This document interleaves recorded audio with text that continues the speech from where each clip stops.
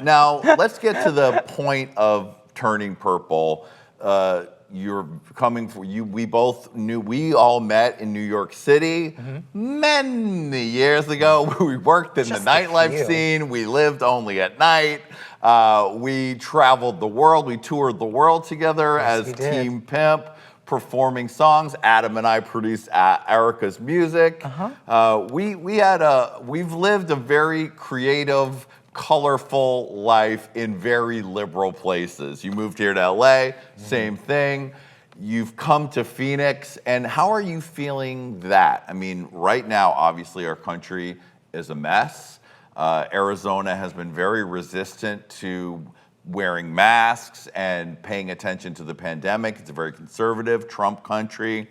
And of course, we're dealing with the fact that black people are still being murdered by the police nonstop, and it's unchecked. How has that all come into play in your getting used to and feeling at home in Arizona? And how have you expressed that on Turning Purple? I think specifically on the podcast, we did a whole episode where I kind of described my own experience, because I think it's really important in a time like this for people to speak very honestly from where they come from. I think that's extremely helpful, and to listen to what other people are saying. And as a person of color, but also someone who is sometimes seen as white passing, I think I have I think biracial people have a unique perspective on this, in that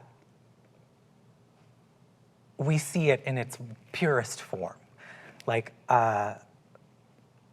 as someone who has not always been perceived by white people as black, I pretty much have seen the worst that there is to see.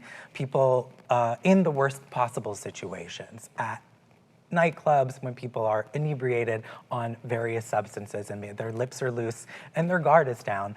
I have to say that most white people are way more racist than they have any idea than they are. And the thing is, my feelings on the situation, which I tried to express in the podcast that we did on the subject, is that it's the people, like Missy Viale said, it's not the people that are overtly racist that are really the problem with everything that's going on. It's the people that think that there's no problem at all.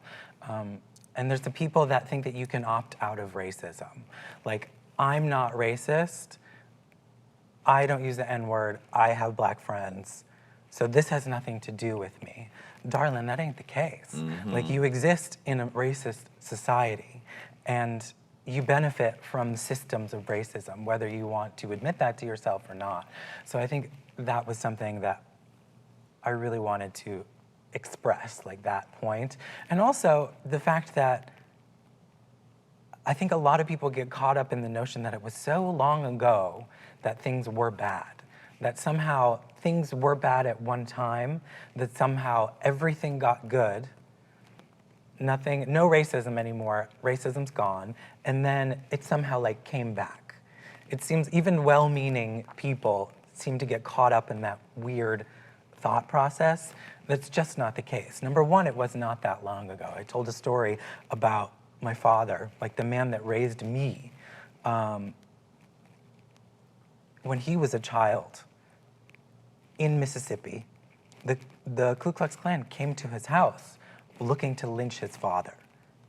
And his aunt sat him down behind a chair, put a shotgun in a chair, pointed it at the door, and said, if that door opens, pull this trigger. Wow. So this is my father. Like, this is the man that raised me. This was not that long ago. Like, we are not that far removed from a very terrible time in our history. I think overt racism didn't go away. It just went out of fashion. And now it's back in fashion. So people are seeing it a lot more. But it's nice to have a platform in which to express some things like that, because maybe it wasn't necessarily where we were going, but I felt like it needed to be said. So I used my platform to speak on it, which I think is really important. I don't have all the fucking answers, but I know what my experience is, and I think that my experience is unique, and I think that I can shed some light, hopefully, to some people that maybe aren't seeing things super clearly.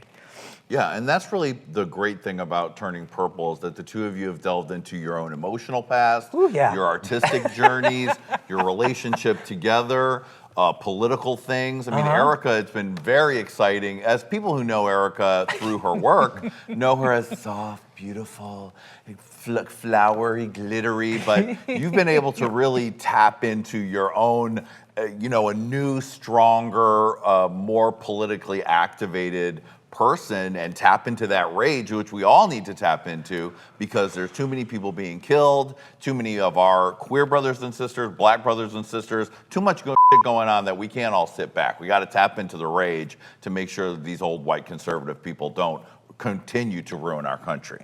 Exactly. I mean, people should be outraged. I've been outraged for pretty much on a daily basis since this whole catastrophe really got rolling. But y'all, we have Gestapo in this country now. There are federal agents in unmarked cars picking up people and taking them away. Like, wake the up, everybody. If that doesn't scare the out of you, then Miss Thing, you are not paying attention enough. Okay, that goes out to you. We all have got to pay attention. You better wake up and pay attention. Yes, exactly. There we Now, go. the We got beautiful there. We got sound of there. your voice together is something that I truly love.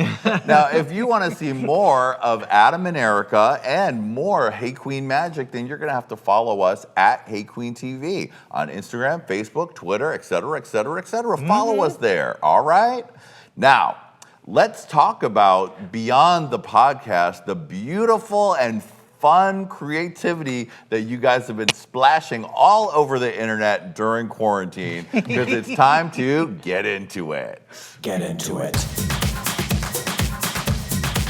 Get into it. And let's now, well, by the way, those musical cues are created by Mr. Adam Joseph himself. Thank you, Adam. That's touchy. Adam, That's you're super of course touchy. responsible for the Hey Qween theme. Get into You've produced all of my albums. Hey Qween You've theme, my produced- most popular song ever. It is. That's just facts. Hashtag facts, girl.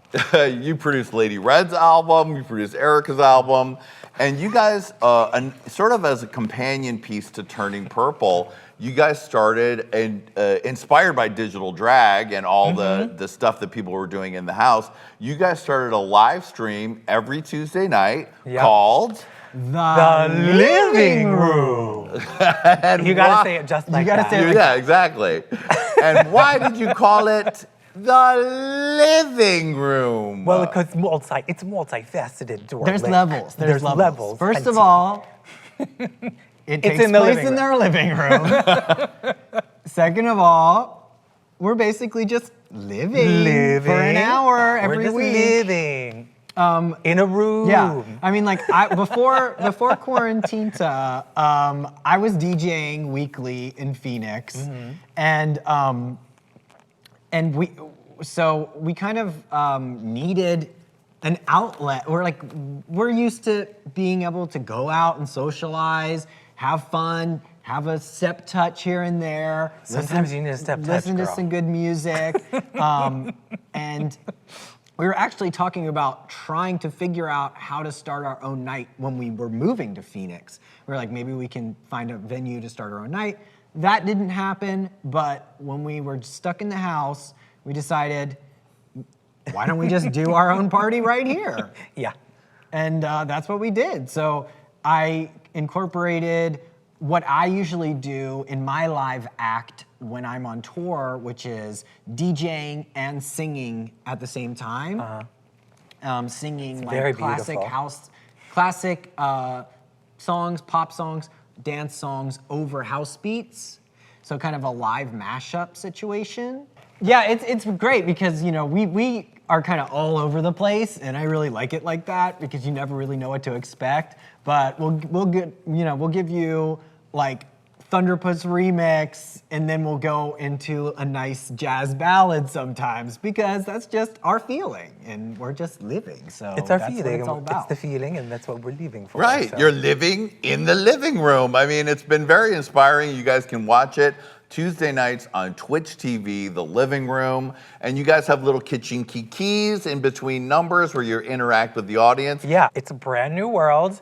I've never interacted with anyone live online before.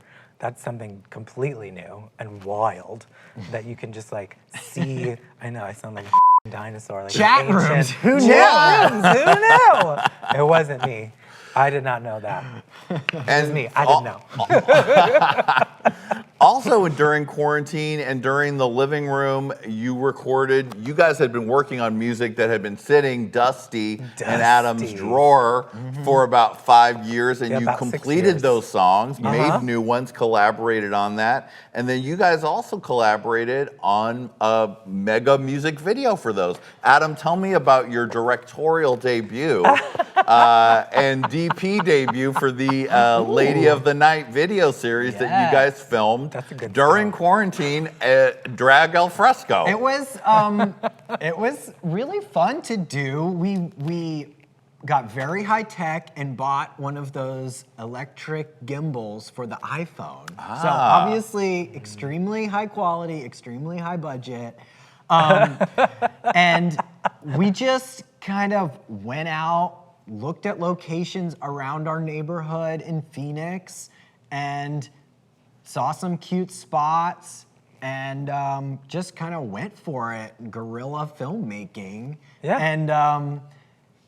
And then I've recently dived into Final Cut Pro, and didn't It's really very know anything impressive. about that, but I guess maybe with my musical editing experience, I was able to get somewhat of a grasp of what I was doing with Because the that format's program. the same, right? Yeah. So, yeah. I mean, we kind of just like we talked about on our podcast, do it yourself, figure it out, and make it happen. Because the video was beautiful, and the songs, Erica, your voice sounds better than ever. You're dancing up a storm.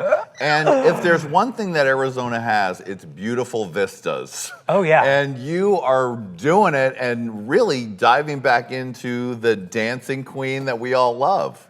Yeah, having something to look at, to be like, this is super cool. We did that all by ourselves. It's so satisfying. And like, one of the things that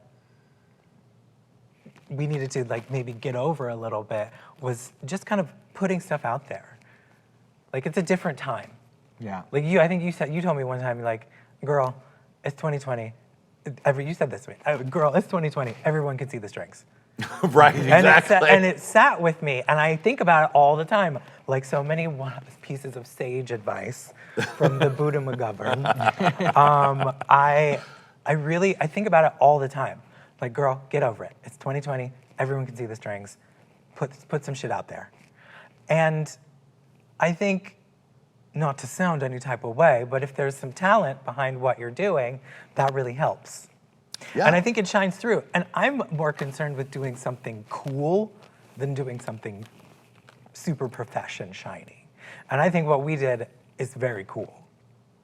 Very cool. And Right? it's like the cool, music isn't you it? guys I think created it's cool. together are great, and you can pick it up on iTunes. You certainly can. Hello, children. Click here. Click here. And subscribe. You're welcome.